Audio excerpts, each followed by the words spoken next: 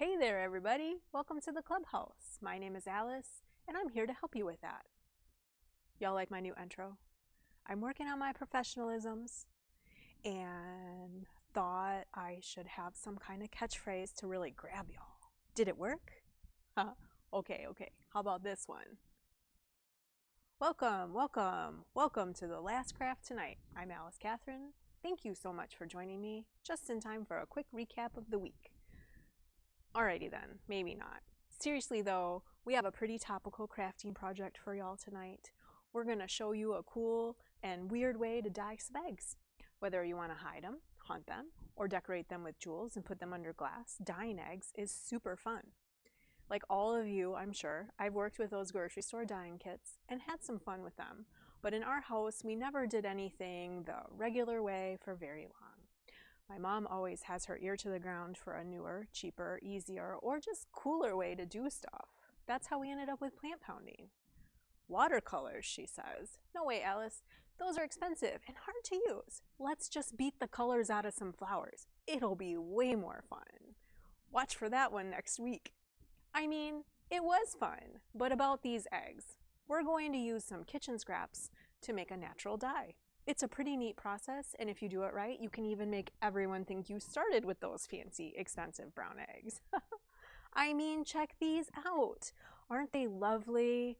Yeah, I love them. You see those? Check out that up close shot. So cool. So pretty. Isn't that pretty? Awesome. Right, so here's what you're going to need to get started. Of course, you'll want some eggs, so as many as you want to hard boil and play with. I read recipes that boil the eggs while dyeing them, and some let the dye cool and dip like the store-bought kits. Onion skins, like these, the dried up outer bits that are brown or purple and are headed for the compost anyway. You'll want some boiling water, a pot, a little bit of vinegar, and then some edible plants.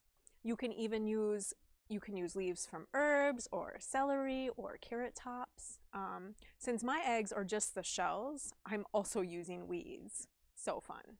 You'll want an old pair of pantyhose. Now, I haven't worn hose since 1994, so I'm using some tulle netting and yarn to tie up my egg bundles.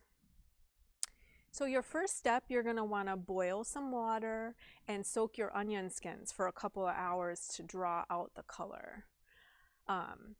You could also try black tea or coffee grounds for deeper browns, black beans for purple, beets or purple cabbage will make teal and blue, turmeric will make a super bright yellow.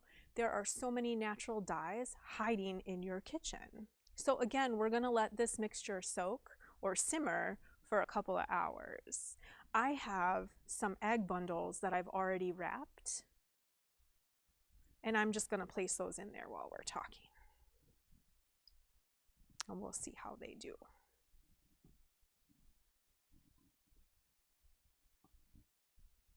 All right.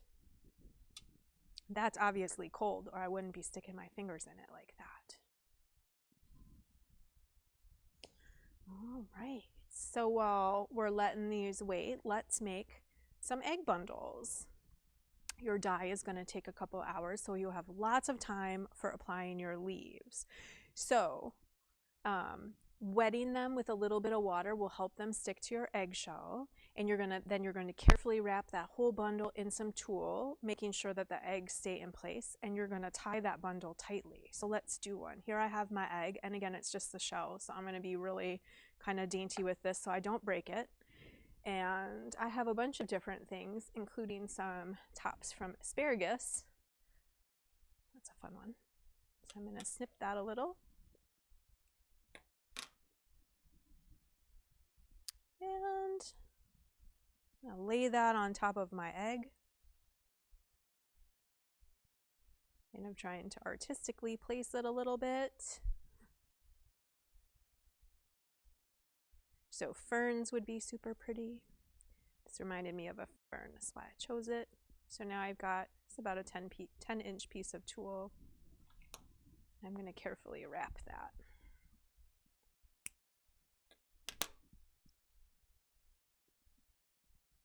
So this part was a little tricky for me to do by myself. So found another little pro tip for you. Twist that tool up and use a clothespin to kind of hold it in place. We want to tie these pretty tightly so that the leaves don't move and make a nice imprint. So now I have a little bit of yarn here. Got my nicely twisted piece of tulle. I wrap that around a couple of times and just tie a little knot in it. Do the same with the other side. Remove the clothespin. This is your opportunity if you want to kind of move some stuff around in there. You can stick your fingers in and tidy it a little bit if you need to. And again, I'm just going to tie that. And then this bundle is ready to go into the dye bath. Let's show you that up close. Oh. Right. So in the dye bath he goes. You can also cut up your leaves. I found some pretty fun stuff. I used clover to make heart polka dots.